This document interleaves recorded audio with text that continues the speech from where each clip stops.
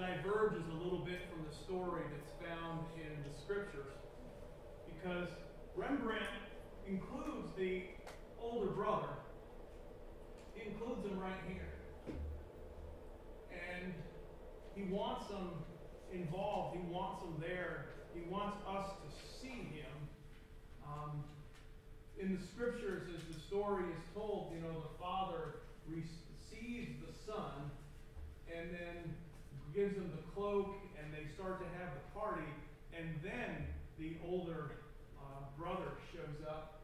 There's no way to show that in one painting, so Rembrandt includes him, the older brother, in the painting here, and you can see the older brother in his magnificent robes, in the way that he is looking down upon, and you can capture, you can see, you can understand in his eyes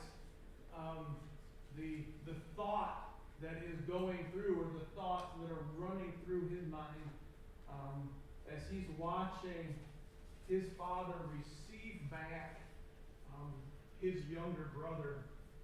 And he's lost in resentment. He's lost in resentment towards his younger brother. And one son left. The younger son left. He got lost. The older son stayed with his dad, stayed at home, and he got lost. He got lost in resentment. The older son did his duty. The older son did what was responsible. The older son, he worked hard every day. The older son did what was expected of him. The older son fulfilled his obligations, and yet became increasingly unhappy and unfree.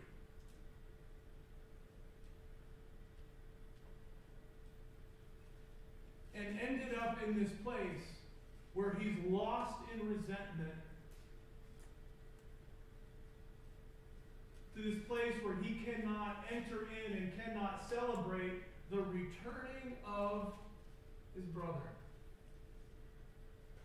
where he cannot enter into the party that is celebrating the return of one who was lost and is now come home. The older son looked at his brother and he thought, and I'll let you fill in the blank.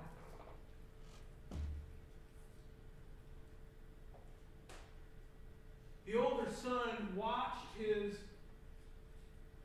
father's excitement and his father's joy and his father's happiness at the return of his youngest son. And the older son thought, what did he feel? What did he think?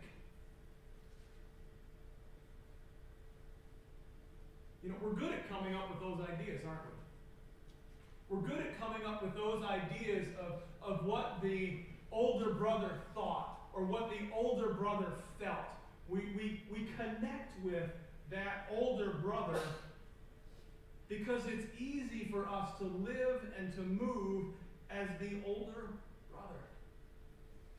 We relate to, there's something about that. There's something where it's, hey, listen, I've done what I'm supposed to do. I have fulfilled my obligations. I have done what is expected of me. And how come they're getting that? Because they have not done anything.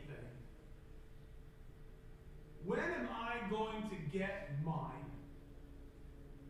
This doesn't seem right to me.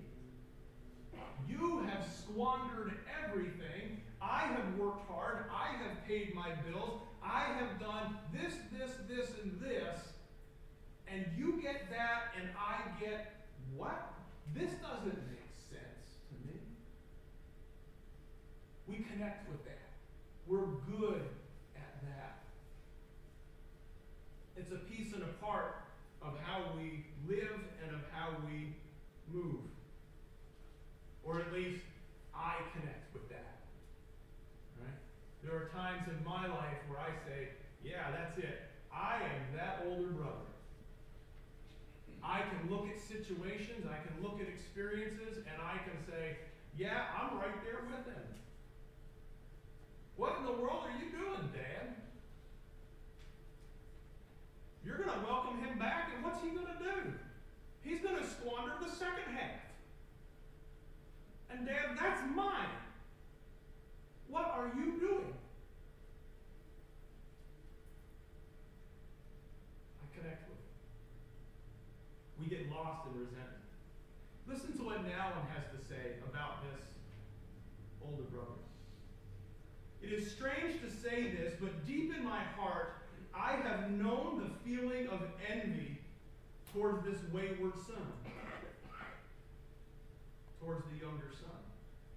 It is the emotion that arises when I see my friends having a good time, doing all sorts of things that I condemn. I called their behavior reprehensible or even immoral, but at the same time, I often wondered why I didn't have the nerve to do some of it or all of it myself. The obedient and dutiful life of which I am proud of, or for which I am praised for, feels sometimes like a burden that was laid upon my shoulders and continues to oppress me, even when I have accepted it to such a degree that I cannot throw it off. I have no difficulty identifying with the elder son of the parable who complained, "All these years I have slaved for you and have never once disobeyed any orders of yours. Yet you have never offered me so much as a kid for me to celebrate with my friends." In this complaint, obedience and duty have become a burden, and service has become slavery. All of this became very real for me when a friend who had recently become a Christian criticized me for not being very prayerful.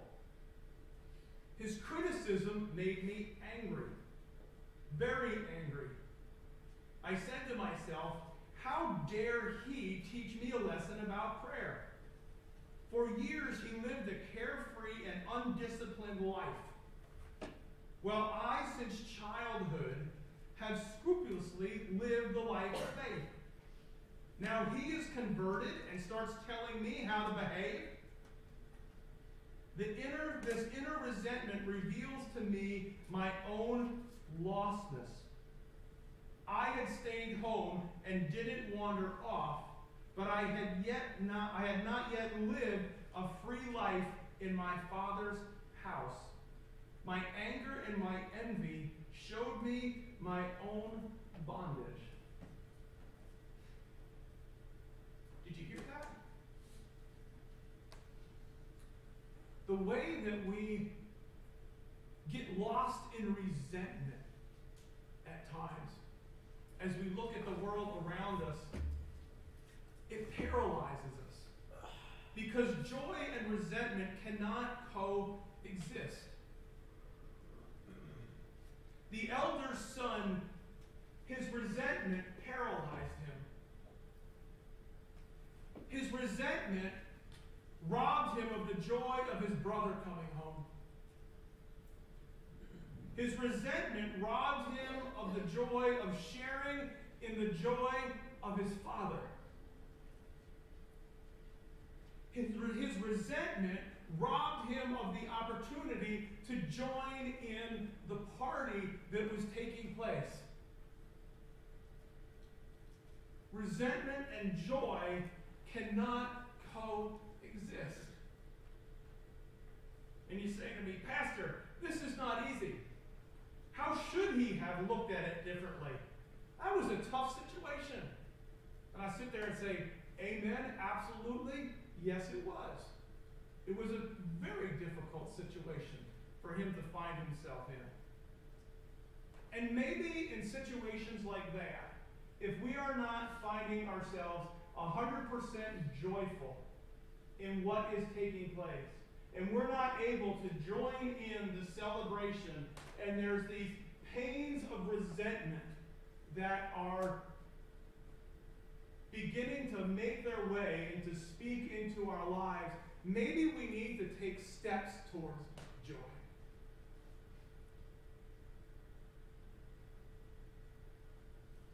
Maybe we need to move further away from resentment and towards joy. Maybe if we can't say, I am glad and I am filled with joy that my brother is back, maybe we can say, I'm glad he's back. It makes my father happy.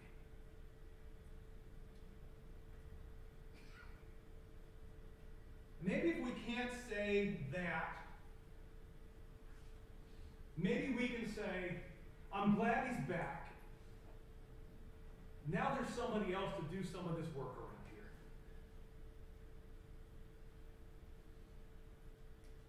And if we can't say that, maybe we can say, I'm glad he's back. I have somebody else to blame when something goes wrong around here.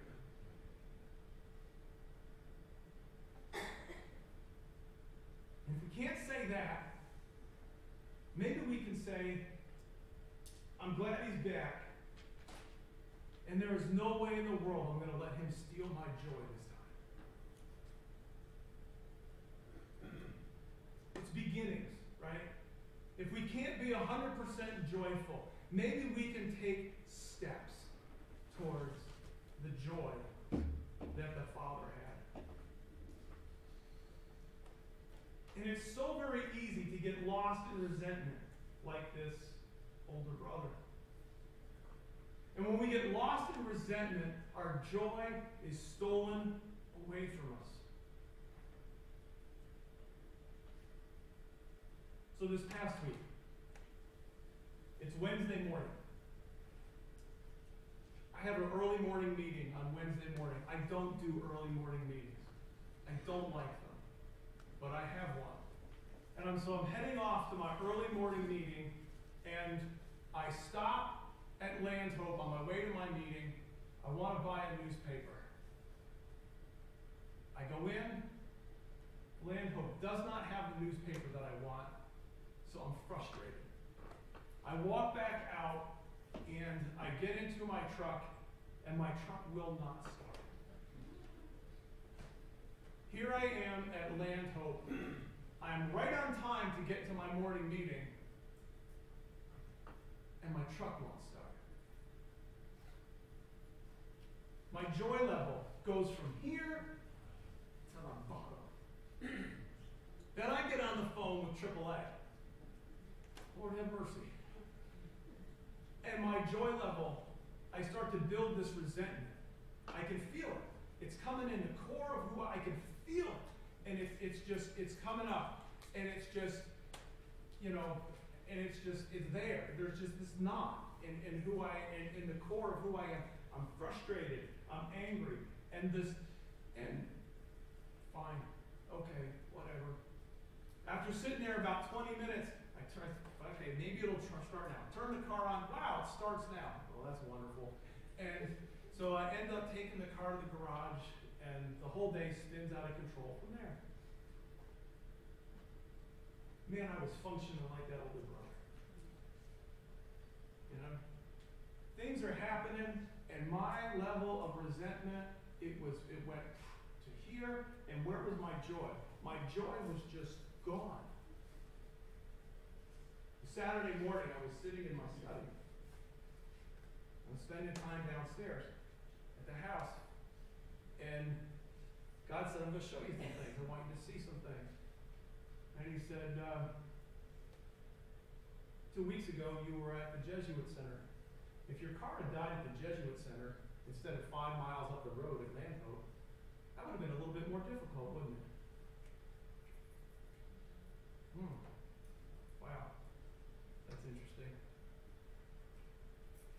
week from now, you're going to be hours away at another conference thing.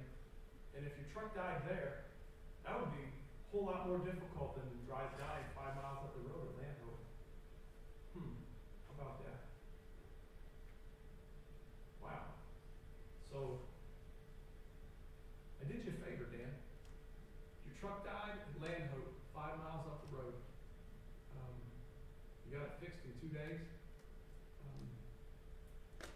Isn't that a blessing? You didn't even have to pay for a tow because it started. A few days later, be able to sit there and look at it and sit there and go, wow, thank you, God, for all the blessings in that situation. But it's two totally different ways of looking at it, right? It's two totally different ways of looking at it. In the middle of it, boy, it was hard to see it. A few days later, I was able to see it and able to be thankful and to have a spirit of joy in the midst of it. And I know that how we see the world, if we allow those resentments, and they can be for little things, they can be for big things. If we allow that spirit of resentment to build up in us, it robs us of joy. Resentment and joy cannot coexist. And we need to grow in our ability to, when the spirit of resentment begins to grow, to ask God, help me to see what is really happening here. Help me to have a spirit of joy in the midst of this, despite how I am feeling. Older son, God, I am feeling resentful towards my brother. Help me to see what is truly happening here. Maybe my eyes will be opened and I'll see that, geez, my father loves him so much. My father loves me the same way. If you read that parable, the father says as much. He says, you've been here. I have loved you. Everything I have is yours. We've had this time together. Help me to see clearly. Here's the last thing I'm going to talk about this morning. How we as elder brothers welcome the prodigals home is important. Part of the reason why that prodigal left was because of the elder brother. Part of the reason why that prodigal left is because of the way he was treated by his elder brother. I can guarantee it. This is being spoken by an elder brother. Okay? I can guarantee it. How we, as those who have stayed and those who are here, receive people back is important. Sebastian, I don't understand what you're talking about. We're here. We're within the community, right? We are the elder brothers in this story. There are people out there who, they want to come back. They want to come, they're spiritually seeking, right? They're the prodigals. They want to come back, but what are they afraid of? What are they nervous about? One of the things that they're nervous about. What is it? How to be treated when they come back. Thank you. How they're going to be received when they come back. Are they going to be received like this older brother who sits there and looks down in judgment and says, where have you been? What have you done? How come you haven't been here? What is wrong with you? I cannot love you. You stay over there. We're over here. We've done what's right. We've done what's good. And that is an incredible thing for people to overcome.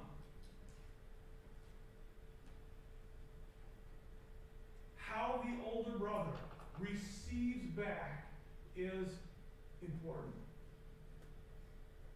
Part of the reason why that younger brother left is because of what was done. How many of you have ever heard somebody say, I am not a part of the organized church because of something that was done to me, something that was said to me, something that happened to me inside the church? Have you ever heard it? Oh, come on now. Have you heard it? Constantly, right? Right? And so, as the elder brother, which we all are in that situation, how we receive them back is essential. The prodigals are always looking to see how they are received. And the challenge is to see how we, as older brothers, can we receive people like the Father? That's what we're going to talk about next week.